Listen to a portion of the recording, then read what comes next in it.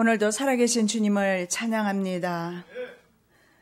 주님 홀로 영광 받아 주시옵고 이 시간에 이 시대를 우리가 분별할 수 있도록 주님께서 지혜와 지식의 은사를 도하여 주시옵소서. 다시 오실 예수 그리스도를 거룩한 신부로 준비되게 하옵시며 말씀을 깊이 있게 깨닫게 하옵시며 이 말씀을 가지고 실천할 때에 비록 힘들고 아플지라도 말씀대로 살아갈 수 있는 거룩한 하나님의 자녀들 되게 하여 주시옵소서. 성령께서 친히 말씀 증거하여 주실 줄로 믿사오며 거룩하신 예수 그리스도 이름으로 기도드립니다. 아멘. 오늘은 레바논에 대해서 말씀을 드리겠습니다. 그러나 그 전에 먼저 좀 돌아가는 지금 국제 정세에 대해서 조금 말씀을 드릴게요. 자, 이스라엘 의회가 말입니다. 예루살렘에 사는 팔레스타인들의 거주권을 임의로 박탈할 수 있는 법안을 통과시켰습니다. 팔레스타인들을 가자 지구에 있고 서한 지구에 있는데 그들을 시나이 반도로 옮기려는 계획도 가지고 있다고 했지 않습니까? 근데 이스라엘 안에 살고 있는 팔레스타인 사람들의 거주권을 이스라엘에 생각했을 때 위협적으로 생각이 되는 사람들, 이런 사람들은 선별해서 거주 관련 서류를 없애버린다고 합니다. 그래서 생존권이 박탈당하는 것입니다. 이런 일을 지금 하고 있습니다. 88만 명, 예루살렘 주민이 88만 명 중에서 3분의 1이 팔레스타인 이슬람권 사람들입니다. 29만 명 정도인데 현재 예루살렘 그 성지에는 보면 기독교 그리고 이슬람교 또 하나는 유대교, 그래서 그들이 섞여서 살고 있습니다. 그래서 성지 예루살렘은 현재 국제법상 어느 국가에도 속해져 있지 않지만 그렇지만 예루살렘이 이스라엘 안에 있는 땅이지 않습니까? 그리고 성경에는 그것이 이스라엘 사람들에게 주신 하나님께서 허락하신 가나안 땅입니다. 그래서 결국은 이 땅이 누구 것인가 이렇게 지금 전쟁이 나고 서로 그 땅에 대해서 그 권리를 행사하려 하지만 성경은 분명하게 유대인들에게 준 것을 말씀하고 있습니다. 자, 그래서 팔레스타인들은 국제법 무시라고 규탄하고 있습니다. 그리고 제가 오전에 5월 17일이라고 했는가요? 제가 지금 헷갈리는데 5월 14일인가요? 독립기념일이 5월 14일인데 그때 이제 그 대사관 이전이 있습니다. 그래서 대규모 시위가 일어나면서 계속해서 사망자가 지금 끊어지지 않고 있고 심지어는 이스라엘 군은 그들을 대응하기 위해서 드론까지 띄워서 공중에서 최루탄을 발사하면서 살포하면서 그들을 진압하고 있는 상황입니다. 자, 미국의 팔레스타인, 왜냐하면 팔레스타인이 얼마나 부패한 그 세력인가, 부패한 정치 집단인 것을 우리가 살펴보았지 않습니까? 난민들에게 돈이 가는 것이 아니라 국제사회의 돈이 전쟁 기금으로 사용되는 것을 봤습니다. 그래서 미국이 팔레스타인 난민에 대한 지원금을 삭감해버렸습니다. 그런데 UN 팔레스타인 난민기구는 한국 등의 11개 국가로부터 지원을 받습니다. 그래서 요르단강 서완, 가자지구, 시리아, 레바논에 흩어져 있는 팔레스타인 난민들 500만 명입니다. 그들에게 의료와 교육 서비스 그리고 식량 원조 명목 등으로 약 100만 달러로 갑니다. 한국 돈으로 약 10억 6천만 원 정도 될 겁니다. 그것을 지원하기로 했다고 그렇게 보도하고 있습니다. 그리고 또 중동에서 지금 사우디가 말입니다. 핵 개발을 하고 있어요. 이것을 미국에서 허락을 합니다. 사우디에서 원자력 대규모 그 발전소 건설 계획을 밝히면서 미국이 이것을 허락을 합니다. 그래서 이스라엘은 사우디의 우라늄 농축과 그리고 플루토늄 재처리 승인에 대해서 반발을 하고 있는 상황입니다. 그래서 사우디에서도 이 만일에 핵을 개발하게 되면 이스라엘은 거의 재앙 수준이 될 것입니다. 왜냐하면 이란의 핵도 막아내기 힘든데 사우디에서 만일에 또 개발을 한다면. 그리고 또 이스라엘 정부는 현재 지하 경제를 차단하기 위해서 한 사람이 1회당 현금 거래를 은행 거래겠죠. 330만 원으로 제한한답니다. 그래서 현금이 없어지는 시대가 지금 더 빨리 오고 있는 것 같아요. 그래서 2020년에는 절반 수준인 160만, 계속해서 캐시는 없어지고 현금은 없어지고 전산화 처리되는 뭐 비트코인이라든가 이런 가상 화폐 있지 않습니까? 이런 것으로 아마 거래가 될 것입니다. 이 말인즉슨 이제는 현금 거래가 없어진다는 것은 우리 몸속에 뭔가 들어가서 그것으로 화폐로 사용되어질 것입니다. 자, 여기까지 보시고, 자, 이란의 미사일 기지 레바논에 대해서 한번 살펴보도록 하겠습니다. 레바논은 이란의 국가는 아니잖아요. 독립국가이지만, 그러나 이란의 미사일 기지가 어디에 있느냐면 현재 레바논에 있습니다. 자, 도표를, 그림을 한번 보시면 이스라엘 북쪽 접경 지역에 있는 레바논을 볼 수가 있습니다. 여러분, 레바논 찾으셨어요? 자, 이스라엘이 여기 있습니다. 길게 이스라엘이 있고, 레바논, 시리아. 이스라엘 오른쪽에는 요르단 왕국이 있어요. 왜냐하면 요단강이 있기 때문에 그렇습니다. 자, 이스라엘 바로 북쪽에 접경 지역이 바로 레바논입니다. 이 레바논에 대해서 오늘 살펴보고, 좀 더 오른쪽에 있는 시리아. 성경에서 말씀하는 그 나라를 살펴보도록 하겠습니다. 또 다른 그림 하나 보시기 바랍니다. 예, 레바논 표시하고 있죠. 레바논의 수도는 베이루트입니다. 자, 이 나라는 말입니다. 지중해, 왼쪽에 바다가 바로 지중해 바다입니다. 지중해 바다가 연안에 위치한, 그래서 국토 면적이 한국에 어느 정도 되느냐, 사이즈가 9분의 1 정도 된다고 합니다. 우리 한국도 굉장히 작은데 더 작은 나라인 것 같습니다. 자, 절반은 여러분 보시는 대로 지금 어떻게 되어 있습니까? 길게 이렇게 되어 있어요. 레바논이 길게 되어 있어요. 근데 절반은 해안으로 되어 있고 나머지 절반은 가파른 그런 산들로 되어 있습니다. 그래서 줄지어 있는 높은 산들은 성벽 없이도 외적의 침입을 다 방어할 수가 있었습니다. 왜냐하면 천년 요새 역할을 했기 때문에. 그래서 수많은 강대 국가들이 이 레바논, 이 지역을 강탈, 점령하려고 했습니다. 그래서 그곳은 한 1500년간 페니키아의 지배를 받습니다. 그 후에 말입니다. 다니엘서에 나오는 아수르, 바벨론, 페르시아, 그리스, 로마 등의 지배를 계속 받아왔습니다. 자, 그림을 그 다음에 보시면 중동의 파리라고 불립니다. 중동의 파리, 베이루트입니다. 이 베이루트가 얼마나 아름다운지 중동의 파리라고 합니다. 그리고 그 정도로 문화가 발달된 곳입니다. 그런데 옆에 그림을 보시면 파괴된 베이루트 그림을 볼 수가 있습니다. 저렇게 참혹하게 지금 파괴되고 있습니다. 이 베이루트는 프랑스 지배의 영향을 받았기 때문에 그래서 중동의 파리라고 불릴 정도로 다른 이슬람권 문화보다 개방적인 문화를 가지고 있습니다. 그래서 레바논은요, 아랍권 팝스타들의 성지라고 불릴 정도로, 그리고 다른 중동 국가에서 동성애자들은 사형을 당합니다. 그런데 이 나라에서는 퀴어 프레이드까지 합니다. 동성애자 프레이드까지 하고요. 심지어는 뭐 게이 클럽도 있고 란제리 패션 쇼도 있고, 그리고 상업도 얼마나 발달이 되었으면 지금은 두바이가 말입니다. 금융의 허브라고 하는데 현재는 중동의 금융 허브가 지금 두바이로 떠오르고 있습니다. 그러나 그 전에 바로 이 베이루트가 중동의 금융 허브로 알려져 있던 곳입니다. 자, 레바논은 국민협약에서 기독교 마론파라고 합니다. 에서 대통령을 선출하도록 그렇게 법으로 규정을 했습니다.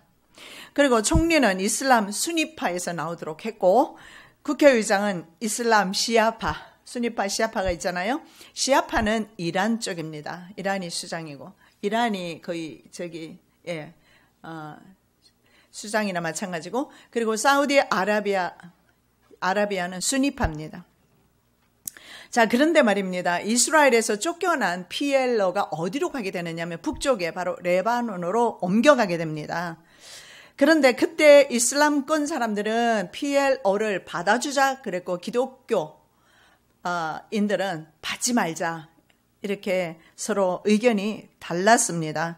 그러던 중에 1975년에 기독교인 4명이 살해되자 이 책임을 PLO로 묻기 시작하면서 내전이 이제 생기게 됩니다. 왜냐하면 기독교 민병대가 팔레스타인 난민들의 버스를 공격하면서 26명이 죽어버립니다. 이것이 그동안 우리가 뉴스에서 계속 봐왔던 것입니다. 그렇게 내전이 레바논에 시작이 됩니다. 특히 폭탄 테러로 친미 쪽인 대통령이 죽게 됩니다. 죽자 기독교 민병대와 이스라엘 군이 연합해서 팔레스타인 난민촌을 급습합니다. 그래서 2,000여 명의 민간인을 죽여버립니다. 자, 레바논의 내전을 틈타서 이 레바논은 예수께서 복음을 전파하셨던 곳입니다. 그리고 고대에는 레바논 남부가 바로 이스라엘 땅이었어요. 시리아도 마찬가지지만 솔로몬이 통치할 때. 자, 그곳이 어디 있느냐면 바로 남쪽에 두로와 시돈. 그러면 이제 기억나시죠? 두로와 시돈. 예수님께서 복음 전파하셨던 곳이잖아요. 두로와 시돈은 이스라엘에 있는 곳이 아니고 레바논에 있습니다. 그 아래 지역을 현재 시아파 무장 단체가 있습니다. 헤즈볼라라고 합니다. 여러분 많이 이게 헷갈리는데요.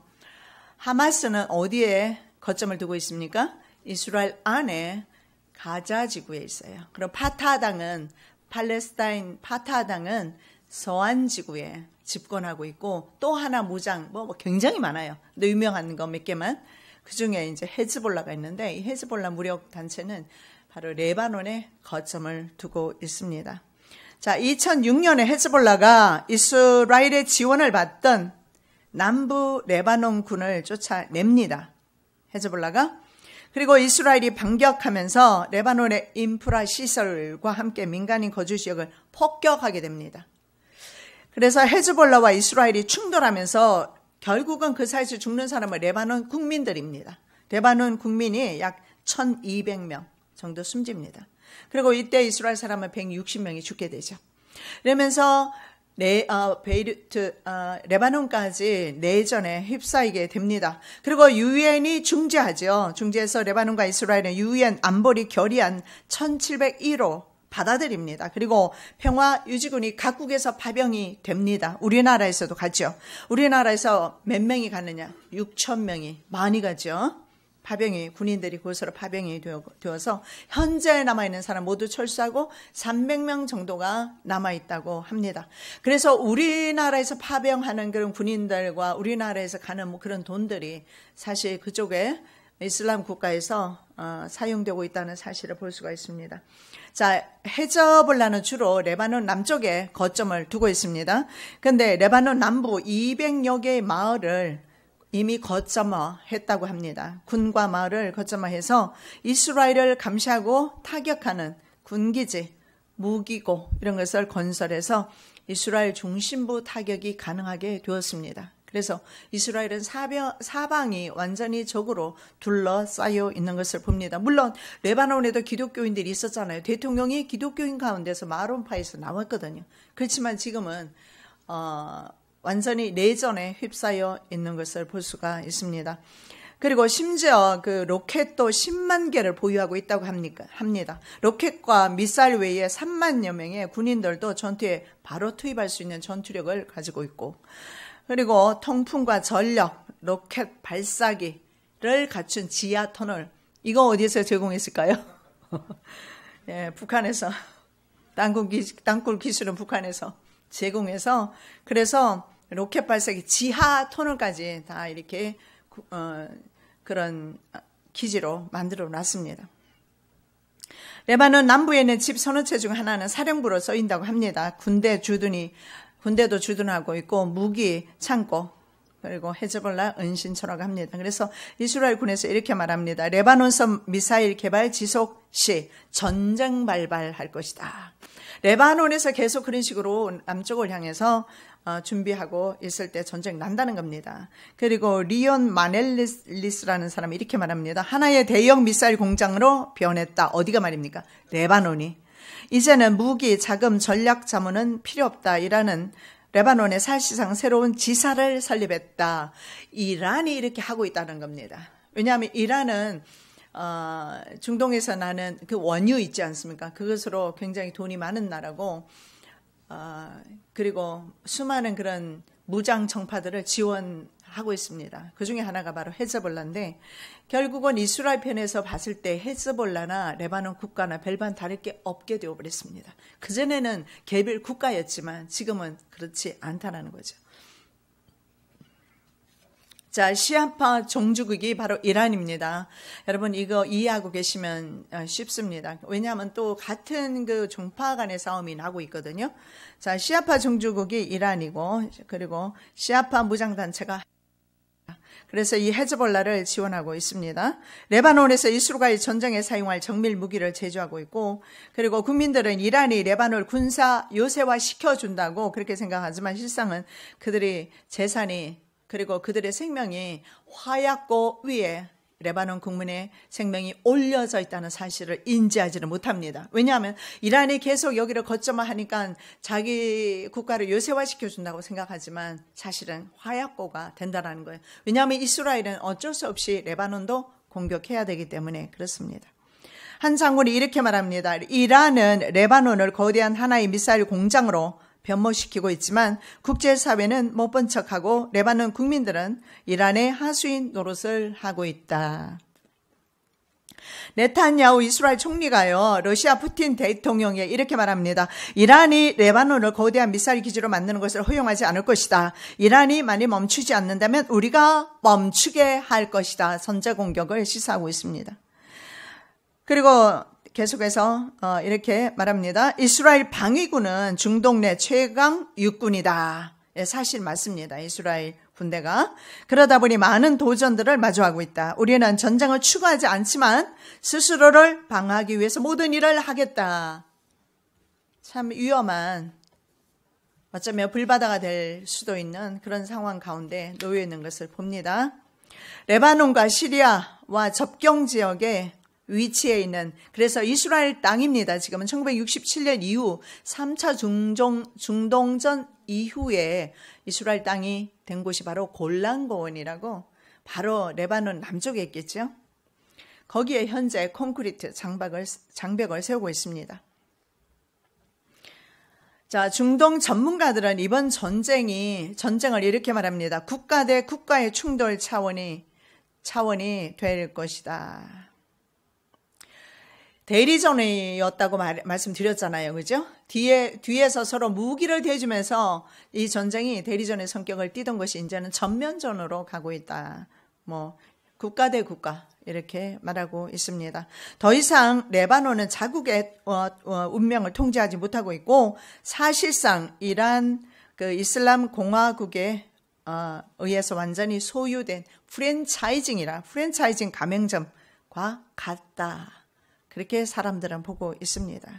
그래서 시리아 내전과 또 다른 내전이 있죠. 사우디와 이란 간의 갈등이 있는데 이것은 정파 갈등이라고 합니다. 왜냐하면 사우디는 시아파, 이란은 수니파. 그래서 갈등하고 있어요. 중동 전체는 수니파와 시아파 간의 정파 간의 갈등 문제인 것을 볼 수가 있고 헤즈볼라, 시아파와 격돌하면 사우디, 이란의 대리전으로 번지게 될 것입니다. 즉 헤즈볼라가 나서서 전쟁을 한다 하더라도 결국은 이란이 뒤에 있고 사우디가 있고 이란과 사우디 간에도 같은 이슬람 국가이면서도 서로 정파 간의 전쟁을 하고 있어요. 그러면서 또 다르게 이스라엘을 또 막아내야 하는 사우디는 이스라엘에는 약간 좀 현재까지는 우호적입니다만 나중에 돌아서겠죠. 왜냐하면 사우디와 미국이 손을 잡고 있거든요. 그리고 미국은 이스라엘을 돕고 있고 그런 관계 속에 있어요. 자, 잠을 쫓아내기 위해서 우리 한번 그림 보실게요. 그래서 오후 시간에 이거 정말 강의하는 거는 별로 좋은 게 아닌 것 같아요. 오전 시간에 아주 정신이 좀 반짝 나 있을 때 해야 되는데 제가 밥을 많이 드시지 말라니까 2그릇씩 드시고. 자, 그림 한번 보세요. 그림. 자, 삼나무 레바논 국기입니다. 제가 늘 강의를 하지만요. 참 시대를 어쨌든 알리기는 알려야 되지 않습니까? 그래서 어려운 단어도 많이 나오고 또 이 정치적인 문제 복잡하잖아요. 저도 전하는 사람도 에러가 이만저만 아니라는 거 이해하시고 저도 할 수 있으면 쉽게 설명하려고 하는데 또 이해하는데 쉽지만 않을 것입니다. 여러분 늘 기도하십시오. 시대를 이해할 수 있는 지혜와 지식을 하나님께서 주시라고. 저도요, 이렇게 세계 돌아가는 거에 대해서 알지를 못했어요. 진짜 깜깜했어요. 처음에 경제 서적을 읽기를 시작을 하는데 책 쓰기 전에 머리가 빡빡 아프기 시작하고 정치도 그렇고 굉장히 힘들었어요. 몇 번 놨다 들었다 했어요. 근데 하나님께서 저에게 1분 남았다고 말씀하시면서 책 이름까지 주셨기 때문에 쓰긴 써야 되잖아요. 하나님께서 지혜를 주시더라고요. 그래서 때로는 경제 용어 한 단어, 용어를 깨닫지를 못해서 한참을 내려놓고 있다가 다시 시작하면 깨닫게 해주시더라고요. 세상 용어라도 하나님께서 그런 지혜를 주십니다. 우리 빌라교회는 그래서 특히 이 시대에 대해서 많이 아셔야 합니다. 자, 국기를 한번 보세요. 삼나무 숲은요, 레바논의 상징입니다. 그래서 저렇게 국기에 그려져 있습니다. 다음의 그림을 한번 보시기 바랍니다. 다음 그림을 보시면 레바논 도로에 쌓여있는 쓰레기텀입니다. 저렇게 되어 있어요. 자, 과거에는 레바논 산림 대부분을 바로 이 삼나무가 완전히 덮고 있었습니다. 그런데 현재는 그 숲이 514만 평 정도밖에 남지 않았다고 합니다. 이 삼나무가 바로 성경에서 말하는 백향목 나무입니다. 레바논 백향목 이해되시죠?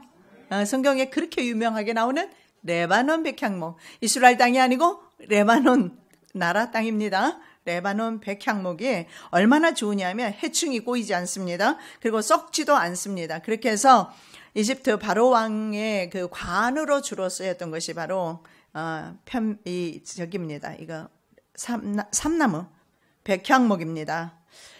길가메시 서사시는 이렇게 말합니다. 삼나무 숲을 파괴하면 문명이 붕괴될 것이다. 그래서 지금 문명이 붕괴된다는 것을 보여주고 있습니다. 그래서 현재 남아있는 12개 그 삼나무 숲이 있는데 유네스코 세계 자연유산으로 지정되어서 현재는 보존하고 있다고 합니다. 자, 그 다음에 베이루트, 수도 베이루트 남쪽에 항구 도시가 있죠. 그 항구 도시가 비블루스입니다. 많이 들어보셨을 거예요. 이 비블루스는 기원전 5,000년 경부터 사람이 살았던 인류 최고 오래된 도시 중에 하나입니다. 이 비블루스에서 뭐가 나오느냐 하면 영어 알파벳이 여기에서 나옵니다. 페니키아 상형 문자죠. 상형 문자를 바로 발명한 곳이 바로 비블로스입니다. 이 비블로스도 역시 레바논에 있습니다. 그리고 붉은 자주란 뜻의 페니키아, 붉은 자주, 페니키아가 1500년간 점령하고 있었지 않습니까? 그래서 페니키아 뜻이 붉은 자주인데 그래서 자주물감, 이런 자주색 염료 사업이 활발했던 곳이 바로 레바논이었습니다. 자, 6번째 시리아와 레바논의 성경 역사입니다. 조금 더 재미있지 않을까 생각을 합니다. 여러분, 이거 시대를 알고 말씀을 아는 것은 굉장히 중요합니다. 여러분 잘 아시겠지만 우리 어머니는 94세이고 병원에서도 더 이상 살기 힘드시다고 하셨어요. 그리고 제가 봐서도 돌아가실 것 같았습니다. 그리고 영적 싸움이 참 심했죠. 마지막에 이미 마귀도 데리러 온 것 같았어요. 왔고 그런 상황 속에서 살 수 없는 상황이었어요. 그러나 저는 제 마음에 그런 믿음이 있었어요. 어머니의 회복이 우리의 교회의 회복과 같이 가고 있지 않을까. 내 마음의 회복이 같이 가고 있지 않을까. 저는 그런 생각을 했어요. 94세를 살았으면 정말 오래 사셨죠. 그래서 어머니가 더 오래 살고 못 살고의 문제가 아니라 나에게는 하나님이 함께 하시는가 하지 않으시는가 하나님이 증거를 좀 보여주시라고, 그래서 기도하는 어머니 꼭 좀 지켜주시라고 간절히 기도했습니다. 그래서 죽음의 고비를 넘기시고 내일 모레쯤 퇴원하실 겁니다. 여러분이 기도해 주셔서 정말로 감사합니다. 우리 어머니가 다시 살게 된 것은 기도뿐이었습니다. 그리고 말씀이었어요. 여러분 잘 아시잖아요. 장전사 얼마나 들이대면서 말씀 읽어주고 찬양시키고 기도하고 하는지. 오늘 잠도록 했다. 하루 종일 했다 이 말이에요. 우리 딸이 가면 그렇게 불평을 합니다. 또 나는 어떻게 한 줄 아십니까? 찬양 부르고 기도 안수기도 해주고 그리고 우리 어머니한테 요한계시록 어머니가 성경 암송 다 했잖아요. 요한계시록 22장까지 다 했는데 지금 1장밖에 기억을 못 하셔요. 1장을 매일같이 암송하게 했어요. 약기운에 뭐 생각이 잘 나시겠어요. 이리 갔다 저리 갔다 막 하시더라고요. 그리고 또 암송을 하다 또 자버려요. 그러면 또 때려서 또 깨워서 또 암송하게 하고, 우리 어머니를 지킨 것은 하나님의 말씀이었어요. 말씀밖에 없습니다. 자, 이 시간에 다시 또 본문으로 들어갑니다. 자, 시리아와 레바논의 성경 역사를 한번 살펴보겠는데, 수백 개의 무장단체가 서식하고 있는 곳이 바로 시리아와 레바논 남부입니다. 그래서 원래 이스라엘 영토였습니다. 그래서 현재 그 지역을 살아있는 지옥이라고 부르고 있습니다. 왜냐하면 그곳에는 시아파 헤즈볼라 본거지이기 때문에 그렇습니다. 자, 그 지역은 옛날에 말입니다. 12지파가 분배받을 때 아셀과 납달리 지파가 분배받은 땅이었습니다. 레바논, 지금 헤즈볼라가 있는 그곳이요. 그래서 아마 마지막 때 그 땅조차 저는 회복되리라고 그렇게 보고 있습니다. 자, 창세기 12장 4절. 이에 아브라함이 여호와의 말씀을 따라갔고 롯도 그와 함께 갔으며 아브라함이 하란을 떠날 때에 75세였더라. 여러분, 아브라함이 하란에서 식구들과 종도를 이끌고 가나안 땅으로 내려갈 때 통과했던 지역이 오늘날 시리아 알레포입니다. 들어보셨어요? 알레포? 안 들어보셨어요? 반응이 별로 없으시네. 들어보셨죠? 알레포라는 신문에 많이 나옵니다. 성경에는 베레아라고 나올 것입니다. 베레아 아셔요? 예, 사도 바울이 복음을 전했던 곳입니다. 이 베레아인지 그리스 베레아인지 알 수는 없어요. 그리스에도 베레아가 있어요. 자, 이 지역이 알레포, 이 지역에 왜 알레포라고 이름을 그렇게 하느냐면, 할렙이 우유란 뜻입니다. 할렙이 우유인데 아브라함이 소에 젖을 짜서 그곳에 있는 굶주린 사람들을 먹였다고 합니다. 그런 전설이 내려오고 있다고 합니다. 그래서 할렙이라는 뜻에서 알레포가 도시 이름이 나왔다고 합니다. 그래서 아브라함이 통과했던 지역이 알레포, 시리아 지역입니다. 시리아에서 가장 큰 도시 중에 하나였습니다. 그런데 8년 전부터 시리아 내전이 시작됐죠. 그전에는 중세 건축물, 이런 성경적 유산들이 굉장히 많았겠죠. 그래서 전 세계에서 관광객들이 그리로 관광을 갔습니다.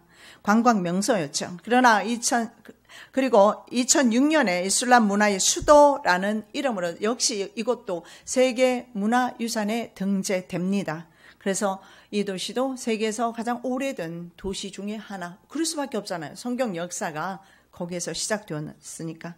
그런데 2011년 3월에 시리아 내전이 시작되면서 그 땅에서 50만 명이 죽습니다. 600만 명의 난민이 생기고 400만 명이 시리아를 떠나게 됩니다. 주변 국가로 흩어지게 되죠. 그리고 현재 가장 문제가 되는 것이 뭐냐면, 알레포에서 탈출하지 못하는 그 사람들이 얼마나 있느냐 하면 27만 5천 명의 시리아 사람들이 있어요. 시리아 아수르지요. 그죠? 성경에서 아수르. 이 살아있는 지옥에 갇혀서 정부군과 반군, 격렬한 교전 속에서 매일같이 생존을 위해서 현재도 싸우고 있다고 합니다. 그래서 제가 전에도 말씀드린 것처럼 그들은 이미 환란이 시작된 곳이나 마찬가지입니다. 도시 전체가 폐허가 되어 있으며 사람들은 겁에 질려 있고 숨을 곳도 없고 발이 묶여 있다고 합니다. 그래서 유엔의 시리아 국제독립조사위원회의 보고에 따르면 시리아 정부군이 심지어는 민간인들을 상대로 성폭행을 한다고 합니다. 가장 어린 소녀는 9살이었다고 합니다. 보통 소녀의 경우 살해당하는 것이 차라리 행복하다고 합니다. 그 정도로 소녀들이 성폭행을 당했을 때 그 사회에서 살 수가 없는, 사회 자체가 그런 사회지 않습니까? 그래서 차라리 죽는 것이 낫다고 합니다. 정부군은 이슬람식 복장 규정을 지키지 않았거나 간통을 했다는 이유로 여자들을 돌로 쳐서 죽이거나 사소한 규정 위반으로 임신한 여성을 폭행해서 아이들을 떨어뜨리거나 강제로 처녀성을 확인하거나 그래서 확인이 되지 않으면 그런 식으로 돌로 쳐 죽이거나 이런 일들을 자행하고 있다고 합니다. 그야말로 살아있는 지옥입니다. 그것도 자신의 정부에 의해서. 이 도시에서 가족과 함께 살고 있는 시리아 자선기금 응급 구조대원이 있습니다. 무함마드 라술이라는 사람은 월드 포스트에 이렇게 말하고 있습니다. 알레포는 분노와 슬픔에 압도되어 있으며 사람들은 폭력과 계속되는 폭격 속에 살고 있다. 정부군은 내전 초기부터 치열한 공방전을 벌였습니다. 그 알레포를. 그래서 2016년 12월에 장악하면서 이때 주민 3,500명을 죽입니다. 그리고 23,000명이 다치게 되죠. 그래서 UN 인도주의 업무조정국 국장 스티븐 오브라인이 알레포 주민이 말하는 것을 증언하는데요. 어떤 인간도 처해서는 안 되는 수준의 야만적인 상황에 놓여 있다. 그리고 전문가들은 이 중동 전쟁이 30년 전쟁에 돌입했다. 장기전으로 간다는 거죠. 여러분 이걸 보면서 우리는 알아야 합니다. 이들이 전쟁하는 동안에 이득을 취하는 사람이 있어요. 자, 보겠습니다. 미국과 유럽이 최근 5년간 중동 지역에 대한 무기 수출이 2배 이상 늘었다고 합니다. 시리아 내전, 예멘 내전. 근데 이 내전들이 성경에서 예언된 것들이기 때문에 반드시 일어나게 되어 있어요. 그리고 이슬람 국가 IS죠. 분쟁이 군산복합체, 무기업체라고 합니다. 수출 기회로 작용되었습니다. 그래서 과거 18%에 불과한 무기 수입 비율이 중동 지역에 32%로 늘어났어요. 그리고 수출된 미국의 미국에서 수출한 무기 절반이 중동으로 현재 가고 있습니다. 그리고 사우디아라비아가 무기 수입을 이끌었다고 합니다. 왜 그러냐면 모함메드 빈 살만 왕세자가 지금 그 왕권을 이어받았는데 왕자들의 난이 있었지 않습니까? 부친이 돌아가면서. 그래서 권력을 이양하는 과정에서 시아파 맹주국인 이란을 겨냥하면서 그리고 동시에 이슬람 국가들 내에서 영향력을 행사하기 위해서 이 왕자가 굉장히 많은 무기들을 이런 군산 복합체로부터 무기업체로부터 수입을 해서 드립니다. 그래서 그것은 바로 거의 이 군산 복합체들에게는 돈줄인 것을 볼 수가 있습니다. 자, 세계 10대 무기 수입국을 한번 보겠습니다. 도표를 보시면 사우디아라비아가 10%, 이집트가 4.5%, 그리고 아랍에미레이트가 위에서부터 순서대로 보시면 사우디아라비아,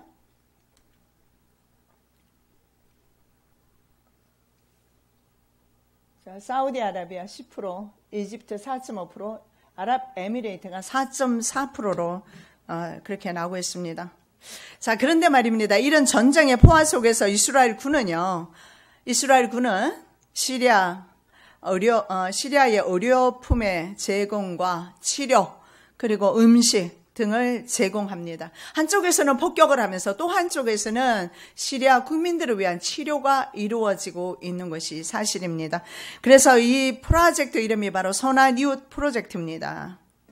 의료진이 가서 당뇨병이나 혈압 등의 만성질환 혹은 폭탄에 다리를 잃어버린 사람, 내장이 밖으로 튀어나온 사람, 별의별 사람이 많잖아요. 이런 사람들, 모든 통증이 있는 사람들을 치료하고 감염이나 발진이나 간염 이런 것들, 가정의학 관련 질병까지도 다 이렇게 의사들이 가서 치료를 해주고 있다고 합니다. 그리고 심지어는 수술이 필요한 사람은 시리아 사람이라도 데려와서 이스라엘 국가 안에서 치료해주고 있습니다. 그래서 국경 지역에는 이슈아이라는 캠프가 있다고 합니다. 이슈아이 캠프에서 7년 동안 내전에서 다친 시리아 사람들을 치료하고 있다고 합니다. 25만 명 정도의 시리아인들이 매일 밤에 음식 이런 것을 배달해주면 그것을 받아서 가서 그것으로 연명하고 있습니다. Frontier Alliance International 여러분이 원하시면 저는 왜 이걸 제가 여러분에게 말씀드리냐 하면 혹은 아니면 프렌드십이라는 곳에서 인터넷 들어가면 찾아볼 수가 있는데 우리 자녀들이 말입니다. 이런 곳에서 가면 봉사하면 어떨까? 우리가 이런 곳에 가서 정말 생명을 걸고 봉사하면 어떨까? 그래서 참여나 정보를 원하는 사람은 참고하시면 좋을 것 같습니다. 그래서 저는 그런 생각을 해봤어요. 우리 딸이 어려 공부를 하는데 해서 이런 곳에 가서 봉사했으면 좋겠다. 그런 생각을 제가 해봤습니다. 내가 할 수 없는 거, 그리고 영어도 되고 하기 때문에, 그리고 영어가 안 된다 하더라도 얼마든지 섬길 수는 있는 것입니다. 우리 자녀들을 이렇게 선한 도구로 하나님 앞에 드린다면 얼마나 감사할까요? 여러분, 하나님 안에서 그런 소망을 가지고 한번 기도해 보시기 바랍니다. 그러면 하나님께서 그 선한 그 충성과 봉사를 얼마나 기쁘게 받으시겠습니까? 그래서 한 곳에는 전쟁이 일어나고 있고 폭탄이 떨어지고 있으면서 다른 곳에서는 예수의 사랑을 전하고 있는데, 이 프로젝트를 지휘하는 곳이 이스라엘 군이라고 합니다. 군대가. 그래서 양쪽에서. 왜냐하면 이스라엘은 자기 나라를 또 방어해야 되는 그런 상황이 있지 않습니까? 그리고 이스라엘 땅에는 예수님이 다시 오셔야 하고 이스라엘이 뺏길 수는 없는 일입니다. 왜냐하면 성경의 말씀이 응하기 위해서는. 자, 시리아 지역 세력 분포를 한번 보겠습니다. 자, 가장 색깔이 많은 것이 뭐죠? 무슨 색깔이에요? 붉은색이죠. 정부군입니다. 시리아 정부군이 이렇게 다 장악하고 있어요. 그러면 시리아 정부군 뒤에는 누가 있어요? 이란과 러시아가 있습니다. 그리고 미국과 이스라엘이 지원하는 반군 세력이 바로 초록색입니다. 초록색이 반군 세력이죠. 좀 약화되어 버렸습니다. 그리고 북쪽에 보면 터키 국경 지역입니다. 아프란을 점령한 그 쿠르드족입니다. 아이보리 색깔로 되어 있어요. 쿠르드족. 그리고 그 위에 터키가 있습니다. 터키는 자국 내에 쿠르드족의 분리 독립이 이루어질까 봐서 역시 터키가 시리아 전쟁에 참여하고 있습니다. 그리고 터키군을 지지하는 세력이 바로 이스라엘이 되겠죠. 그 외에도 또 IS도 있습니다. 그래서 전 세계 혹은 전 중동의 무장 단체들을 파견하는 이란은 이 모든 문제의 핵심에 이란이 있습니다. 그 이란의 핵 규제를 풀어준 사람이 바로 오바마 대통령이었는데 다시 핵 규제를 하겠다. 트럼프 대통령은 그렇게 지금 말하고 있습니다. 자, 그 다음에 그림을 보시면 폐허로 변한 동구탑입니다. 역시 시리아. 지금은 시리아 지역과 레바논 지역을 성경 안에서 같이 보고 있습니다. 동구타, 이 지역이 반군 지역입니다. 저렇게 초토화되어 버렸어요. 시리아 정부군의 공세가 본격화된 것이 바로 2월 18일부터 28일까지입니다. 그래서 동구타 지역에서 어린이 147명이 포함된 602명이 숨졌습니다. 불과 얼마 전의 일입니다. 부상자는 3천여 명에 이르고, 정부군은 2013년에 화학무기로 주민 1,000명을 죽였고, 그리고 주민 100만 명이었던 곳이 현재는 40만 명으로 다 죽고 떠나고 40만 명밖에 없다고 합니다. 동구타 지역에. 자, 이란은 무엇을 하려고 하느냐 하면은요, 이란은 지중해 쪽으로 인접해 있는 국가가 아니지요. 그래서 시리아를 통과해서 지중해로 나아가려는 노력을 하고 있습니다. 그것을 Useful Syria라고 하는데, 지중해로 나가는 통로를 확보하게 되면 이것이 이스라엘의 위협이 되기 때문에 이스라엘은 이것을 막으려고 하고, 그리고 이란은 계속해서 나가려고 하고, 이러면서 충돌이 일어나면서 민간인들이 계속해서 죽어가고 있습니다. 자, 시리아 골란공원은요 3차 중동전에서 이스라엘 땅에 편입되었다고 했죠. 자, 이 지역에 예수께서 복음을 전파하셨습니다. 보시겠습니다. 그의 소문이 온 시리아에 퍼진지라 사람들이 모든 앓는 자, 곧 각종 병에 걸려서 고통당하는 자, 귀신 들린 자, 간질하는 자, 중풍병자를 데려오니 그들을 고치시더라. 바로 수리아. 거기 수리아. 성경엔 수리아, 오늘날 시리아. 그리고 예수님께서 시리아 남부 데가볼리 두로 시돈에서 복음을 전하셨죠. 이 지역을 성경에는 아람 지역이라고 합니다. 그래서 예수님께서는 히브리 말도 사용하셨지만 아람어도 사용했어요. 한국 사람들은 이해하기 곤란한데 미국에서 살아보면 아이들이 그래요. 집에 오면 어머니가 영어를 못하니까 한국말로 하고, 학교 가면 영어하고 뭐 이런. 예. 자, 예수께서 다시 두로 지경에서 나와 시돈을 지나고 데가볼리 지경을 통과하여 갈릴리 호수에 이르시매. 성경의 아람은 현재 시리아 국가 지역이 되겠죠. 그리고 수리아라고 신약에는 그렇게 말씀하고 있어요. 아람의 주요 성읍이 있어요. 성경에 나오는 자 주요 성읍들 한번 살펴볼게요. 역사적으로 수도 역할을 했던 곳이 있어요. 지금도 시리아의 수도는 다메섹이죠. 다메섹. 그리고 하맛 들어보셨죠? 그술, 르홉, 소바 이런 곳이 바로 시리아에 있는 현존한 그 도시들입니다. 자, 현존하는 도시 중에서 역사가 가장 오래된 도시가 바로 다마스쿠스라고 지금 신문에는 그렇게 나오는데 성경에는 다메섹으로 나오죠. 이 다메섹은 말입니다. 이슬람 문화의 4대 성지 중의 하나입니다. 첫째가 메카, 메디나, 예루살렘, 다메섹. 그 정도로 이슬람 문화권에서는 중요한 곳입니다. 그리고 사도 바울이 현재 바로 다마스쿠스 그리로 가는 길에서 회심을 하게 됩니다. 사울이 행하여 다메섹에 가까이 가더니 호련히 하늘로서 빛이 저를 비추는지라. 그래서 시리아인들 중에는 아수르 후손들이 있고 현재 그곳에는 시리아 정교회와 아수르 기독교인들이 있습니다. 그러니까 레바논에도 대통령이 기독교인이었고 그리고 시리아도 마찬가지입니다. 기독교인들이 있어요. 자, 성경에 언급된 아람 사람들은 누가 있을 거예요? 시리아 사람들. 기억나는 사람? 없어요? 여러분 다 아는 사람들이에요. 시리아 사람. 리브가, 밧단 아람. 아시겠어요? 아람이 바로 시리아라고 했지 않습니까? 야곱이 어디로 가요? 형을 피해서 밧단 아람 북쪽으로 갔잖아요. 네, 시리아죠. 리브가 또 그러면 이제 이해가 되시죠? 누가 있어요? 라반, 부두에. 그 다음에 르손, 베나닷 1세, 베나닷 2세 성경에 나오잖아요. 나아만 장군도 아람 장군이었어요. 하사엘 이런 사람들. 그런데 이삭이 누구와 결혼하죠? 리브가와 결혼하면서 수리아 사람들과 국제 결혼한 것과 마찬가지가 됩니다. 그래서 아람 사람은 이스라엘 조상 가운데 들어오게 돼요. 그 전에 아브라함이 13장에 보면 어디에서 출발했어요? 하란에서 불러내셨지만 그 전에 어디에서 이동을 했어요? 갈대아에 살다가 북쪽 밧단 아람 하란으로 가게 됩니다. 하란으로 가게 되고 거기에서 가족들이 다른 가족은 남고 또 오게 되고. 근데 그렇게 봤을 때 바로 아브라함도 갈대아 사람인 것을 볼 수가 있습니다. 갈대아 사람들이 나중에 어디로 가죠? 바벨론에 가잖아요. 그래서 바벨론 왕조를 구성하게 됩니다. 그래서 바벨론 왕조를 갈대아 사람 이렇게 표현합니다. 그래서 유대인들은 오래전에 시리아 사람과 이미 혼혈된 것을 볼 수가 있어요. 춘수 유대 혈통만을 주장하는데 사실은 그들의 조상이 보면 어디 끝뿐입니까? 가나안 사람들도 있잖아요.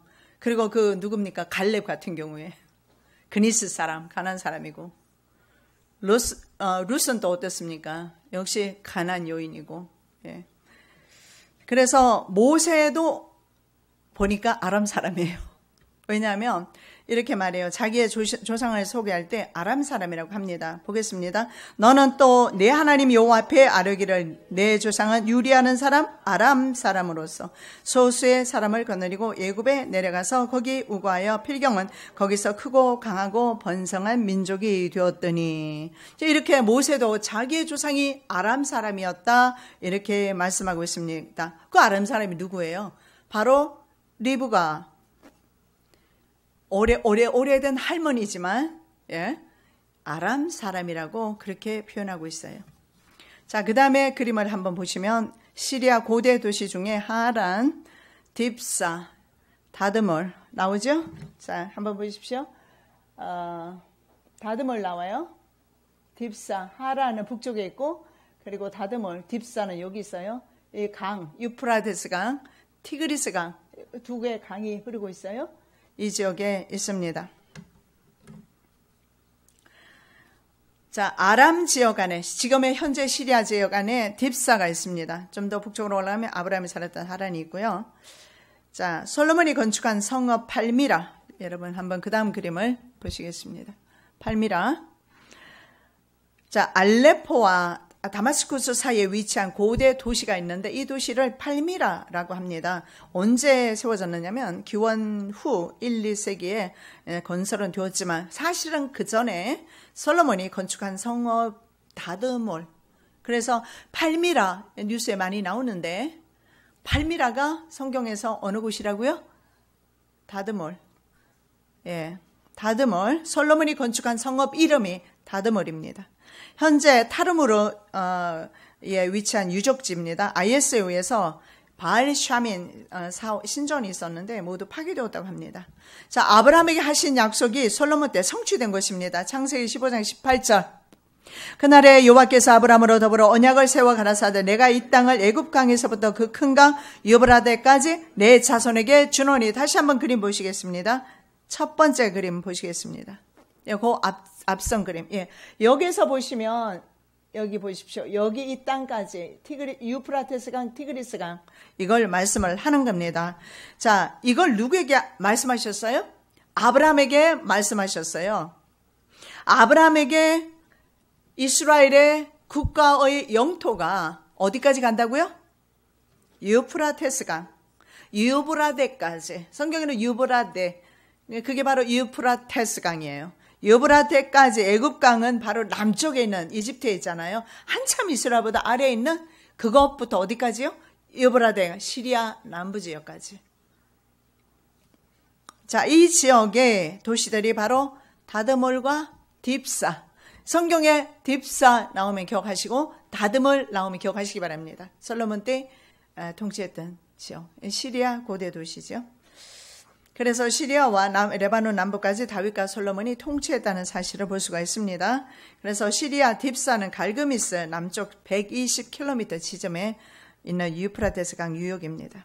자, 한번 말씀 보겠습니다. 솔로몬이 하수 이편을 딥사에서부터 가사까지 모두 다스림으로 하수 이편의 모든 왕이 다 관할한 바 되매 저가 사방에 둘린 민족과 평화가 있었으니. 예, 그 다음에 역대하 9장 26절. 솔로몬이 유프라테 강부터 블레셋 땅과 애굽 지경까지 열왕을 관할하였으며. 예, 유프라테 강이죠. 예, 이스라엘 땅이었어요. 자, 그 다음 그림을 한번 보시겠습니다. 다윗과 솔로몬이 통치 지역 시리아와 레바논 지역입니다. 딥사는 현재 유프라테스 강이요. 강의 댐 그 상류에 있는 터키 이런 국가들이요. 유프라테스 강의 그 댐을 건설을 해버립니다. 그래서 댐의 길이가 어떤 것은 4km에 달하는 것도 있다고 합니다. 그래서 유프라테스 강 댐 건설로 인해서 시리아 내 터키의 세계적인 물 분쟁이 있습니다. 왜냐하면 북쪽에 있는 터키가 막아버리니까 남쪽에 있는 시리아, 이라크가 살 수가 없어요. 물이 말라버려서. 자, 그 다음에 그림을 한번 보실게요. 메소포타미아 문명의 젖줄입니다. 유프라테스 강과 티그리스 강입니다. 유프라테스 강 이쪽에 있고 티그리스. 상류에서 막아버리니까 아래에 물이 내려오잖아요. 왜냐하면 한 번도 세계 역사 가운데 저 역사는 성경 어디에 나오죠? 창세기에 나오잖아요. 맨 처음에 에덴 동산에서부터 물의 근원이 저기에서부터 시작이 된 거잖아요. 그런데 저 강이 지금 말랐어요. 고대 최초의 메소포타미아 문명이죠. 문명은 바로 이 유프라테스 강과 티그리스 강을 끼고 형성됩니다. 메소포타미아 문명입니다. 창세기 2장 14절에 나와 있죠. 셋째 강의 이름은 힛데겔이라. 아수르 동편으로 흐르며 넷째 강은 유브라데더라. 힛데겔이 영어로 티그리스란 뜻입니다. 힛데겔, 티그리스. 단어가 좀 틀린 것 같지만 헬라어로 하면 티그리스, 힛데겔은. 자, 다음 그림. 티그리스와 유프라테스 강 유역의 터키, 시리아, 이라크 이렇게 되어 있어요. 자, 보이시죠? 터키, 시리아, 이라크. 그리고 여기 보십시오. 아타튀르크 댐을 위에 상류 쪽에서 저렇게 댐을 만들어 버리는 겁니다. 그럼 어떻게 되죠? 여기서 이렇게 만들었어요. 여기서. 그러면 이 물이 어떻게 돼요? 내려오지를 않는 겁니다. 바로 이 창세기에 나오는 유프라테스 강이 북쪽의 터키부터 아래 시리아, 이라크 3개국의 국민이 2,700만 명이 마시는 젖줄이라고 합니다.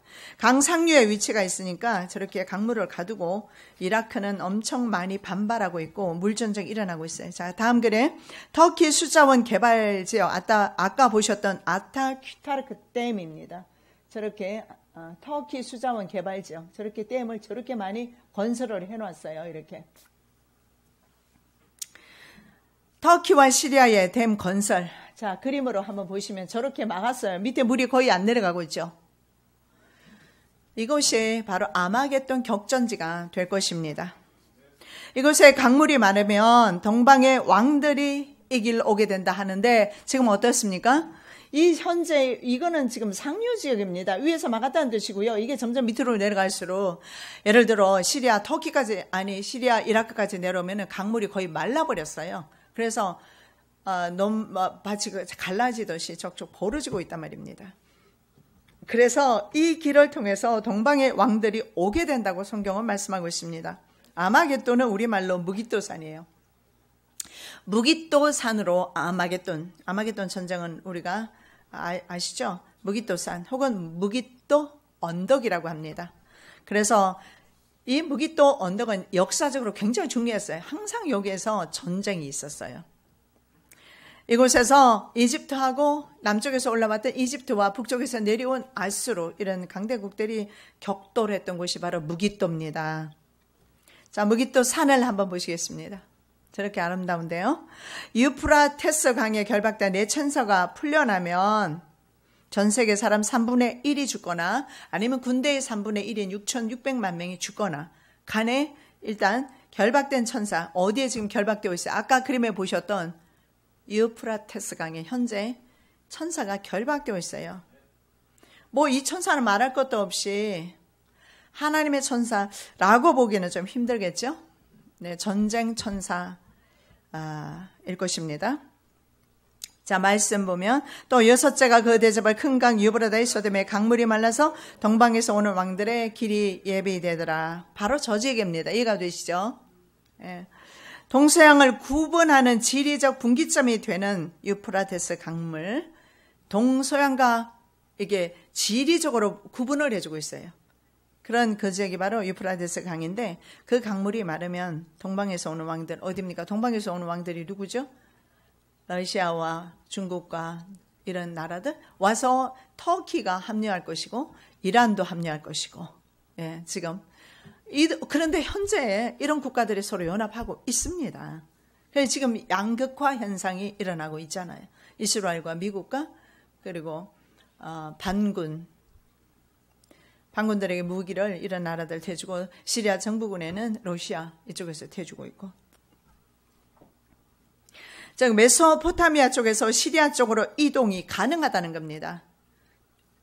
왜냐하면 강이 있어서 못 건너오는데 메소포타미아 쪽에서 지금 있는 시리아 지중해 쪽으로 이동이 가능하죠.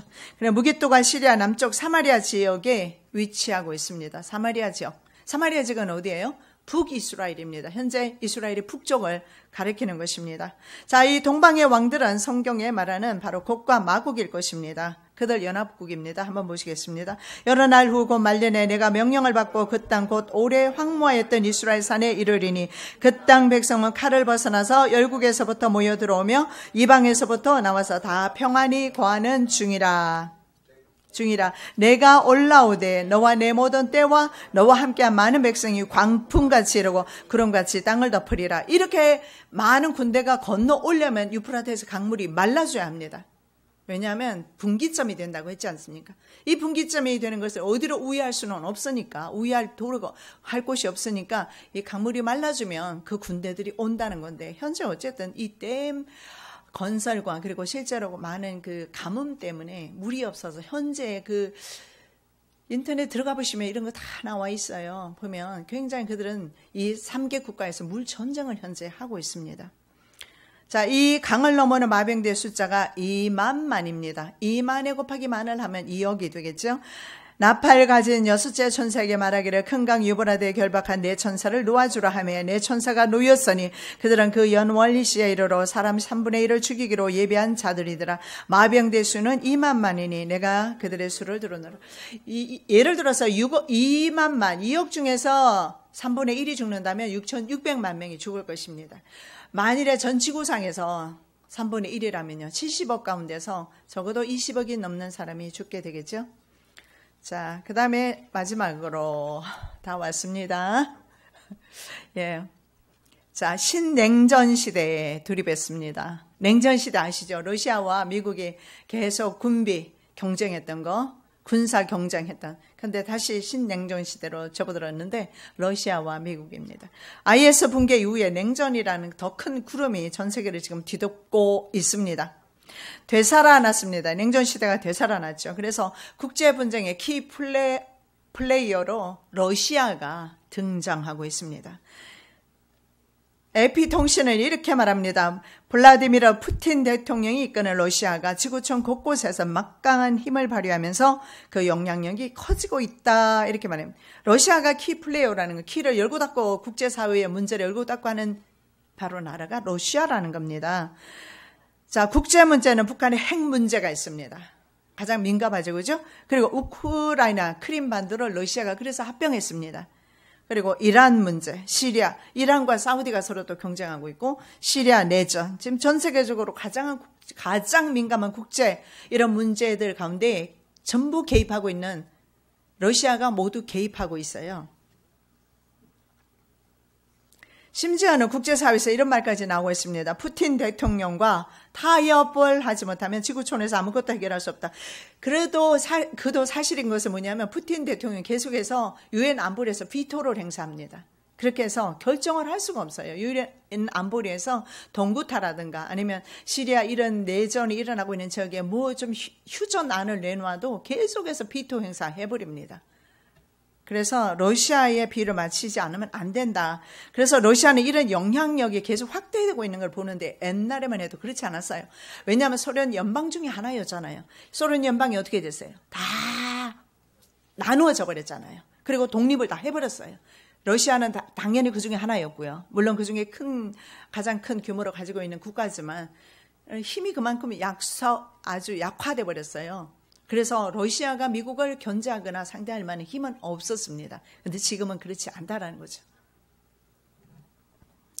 자, 유엔 안보리가 러시아가 말입니다. 이런 영향력 확대와 함께 국제사회 틀을 자기 자신이 원하는 대로 지금 짜서 가고 있다고 합니다. 그래서 유엔 안보리가 이란 정부의 예멘 후티 반군에 대한 무기 지원을 막기 위해서 예멘에서도 내전이 일어나고 있잖아요. 계속 무기가 자꾸 들어가니까요. 반군과 정부군이 싸우고. 그래서 결의안을 통과시키려 했는데 거기에서도 러시아가 비토를 해버렸어요. 그래서 무산되었습니다. 거부권을 행사합니다. 그래서 무산되었고, 그리고 시리아 동구타에 아까 말씀드린 대로 30일 휴전안을 유엔 안보리에서 결의하기로 했지만 역시 러시아 푸틴이 거부권을 행사합니다. 자, 트럼프 대통령이 핵무기 현대화 선언을 했습니다. 그러니까 푸틴은 미국의 미사일 방공망을 뚫을 수 있는 핵무기 개발 선언을 하고 지금 군비 확장하고 있습니다. 그래서 현재 러시아의 패권 팽창은 동유럽과 중동 그리고 동북아, 이게 무슨 말씀이냐면 러시아의 힘이 아시아 동북아, 우리 한국까지 북해까지 다 영향력을 행사하고 있어요.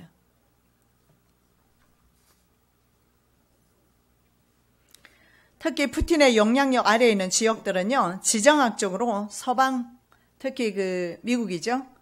미국과 계속 직접 충돌할 수 있는 접점 지역에 있는 국가들이죠. 러시아가 우크라이나부터 크림반도를 합병했던 이유가 있습니다. 그 이유는 바로 왜 크림반도가 꼭 필요했는가, 농담을 주고받은 게 있더라고요. 푸틴이 나 크림 안 좋아해. 나 크림 먹으면 살찌니까. 나 크림 안 좋아해. 해놓고서는 바로 크림 반도를 먹어버렸어요. 크림은 안 좋아하는데 크림 반도는 좋아한 거죠. 이해가 돼요? 왜 크림 반도가 필요하냐? 나토를 견제하기 위해서는 크림 반도가 필요했거든요. 지정학적으로. 그래서 계속해서 지금 열강들이 뭘 하느냐면 땅 따먹게 하고 있어요. 작은 나라들은 그 이용당하고 있고 수탈당하고 있고. 그래서 나토가 어디로 갑니까? 이제 동쪽을 향해서 동진을 하게 되잖아요. 나토도 계속 그렇게 나오고, 미국과 나토 대서양 그 조약 기구입니까? 나토 그 동진을 해오니까 이걸 막기 위해서 크림 반도를 먹었던 것입니다. 그리고 푸틴은 현재 시진핑과 아주 친구 사이예요. 시진핑이 장기 집권할 수 있는 통과된 거 아시죠? 이제 장기 집권으로 가요. 그렇다면 무슨 말이냐면 다시 국제사회의 세력의 판도가 바뀌어진다는 거예요. 왜냐하면 이 미국과 나토를 겨냥할 수 있는 견제할 수 있는 힘이 강력해졌다는 거죠. 그게 바로 공화국 세력입니다. 그 세력이 형성이 되어야 결국은 맞붙게 되지 않습니까? 성경 말씀이 이루어지는 것 같아요. 그래서 남중국해를 지금 어떻게 합니까? 중국은 계속해서 바다가 어디 자기 땅입니까? 근데 남중국해까지 자국의 영토로 편입시키고 있어요. 계속 육지로 만들어가면서 편입시키고 있습니다. 심지어는 중국의 정찰기가 어디까지 왔느냐, 울릉도, 독도 인근까지 정찰 활동을 다 하고 다니고 있어요. 영국의 국제문제연구소는 중국의 해군력이 한국, 일본, 인도를 합친 것보다 더 강하다 하는 보고서를 냈습니다.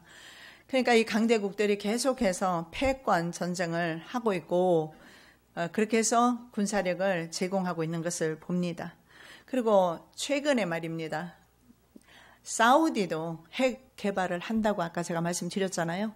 인도 역시 마찬가지입니다. 인도는 이미 핵 개발을 하고 있어요. 그래서 인도가 시험 발사한 대륙간 탄도미사일 ICBM입니다. 이 대륙을 넘어서 가는 그 미사일이죠. 이것이 아그나 5입니다. 중국 북부와 아시아 대부분 지역, 아프리카, 유럽 일부까지 사정권 안에 두고 있어요. 인도도 합세하고 있는 상황입니다. 바로 위에 열거되었던 나라들이 바로 성경에 나오는 공화국 연합군입니다. 우두머리는 러시아입니다. 자, 말씀 보겠습니다. 너를 돌이켜 갈고리로 내 아가리를 꿰고 너와 말과 기병 곧 내 온 군대를 끌어내되 완전한 갑옷을 입고 큰 방패와 작은 방패를 가지며 칼을 잡은 큰 무리와 그들과 함께한 바 방패와 투구를 갖춘 바사와 구스와 북과 고멜과 그 모든 떼와 극한 북방의 도갈마 족속과 그 모든 떼 곧 많은 백성의 무리를 너와 함께 끌어내리라. 너는 스스로 예비하되 너와 내게 모인 무리들이 다 스스로 예비하고 너는 그들의 대장이 될지어다. 자, 로스는 어디입니까? 러시아입니다. 바사, 이란입니다. 구스, 이디오피아, 이슬람 국가들이죠. 붓, 리비아입니다. 더갈마 족속, 아까 보셨던 터키. 이해되시죠? 이런 국가들이 연합되고 있습니다. 기도드리겠습니다. 사랑의 예수님, 우리에게 눈을 열어주심을 감사합니다. 시대에 대해서 눈을 뜨게 하여 주심을 감사드립니다. 하나님의 말씀은 1.1획도 틀림없이 바로 성취되고 이루어지는데 그 역사 가운데 저희들 살고 있습니다. 역사의식을 느끼게 도와주시옵시고 우리의 이기적인 삶을 살지 않게 도와주시옵시고 하나님 나라 바라보면서 하나님 나라의 세월절 하나님의 도성을 바라보면서 이 힘이 승리하는 세상에서 믿음으로 능히 승리할 수 있는 하나님의 거룩한 백성들 되게 하여 주시옵소서. 거룩하신 예수 그리스도 이름으로 기도드립니다. 아멘.